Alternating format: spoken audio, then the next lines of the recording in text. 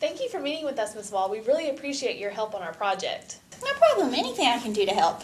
We just had a few questions about the settlement house that you started. You mean the Henry Street settlement?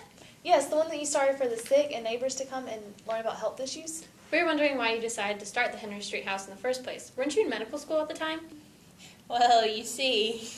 Lillian and I went to nursing school together, but after her first job in an asylum, she didn't think nursing was for her anymore. That's when she went to medical school.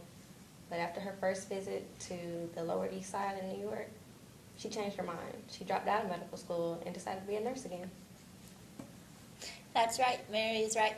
I actually saw a child one day in the street and asked what was wrong because they were crying, and they took me to their house where their mother was hemorrhaging in bed, and that's when I had a reignited passion for nursing.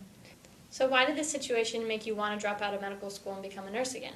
I was more interested in the community aspect of healthcare. Well, going to the Lower East Side and the story with the child actually showed me that I could make a difference as a nurse, and so that's kind of what drove me back to it.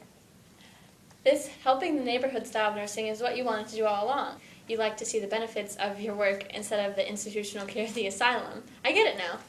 So if this house wasn't like a doctor's office, then what services do you provide? There were all types of classes, ranging from home nursing and first aid to hygiene and childcare. There was something for everyone. The nurses also went out into the community and helped those and took care of those who needed it and educated them on ways to take care of themselves and their loved ones. How'd you get the money to do all of this? It had to be expensive. It was. I actually had a pretty wealthy friend. His name was Jacob Schiff. He was our primary backer until we got all of our other backers to come in on the project. We used the money from the benefactors to try out this new program. The nurses would collect data and do new experiments to find ways of doing things which are unheard of at the time. Until then, nobody had that kind of money to spend at the time. It must be nice not having to take money from your patients, but I heard you only took money from the patients if they insisted on it. Is that true? That is true. I did take some money, but it did not go to me. It went to the organization. The Henry Street Settlement was a nonprofit organization, so the money never left the institution. I heard about the big playground you had called Bunker Hill. That would have been really cool to have when I was a kid. It must have been swell. It was. You would have liked it.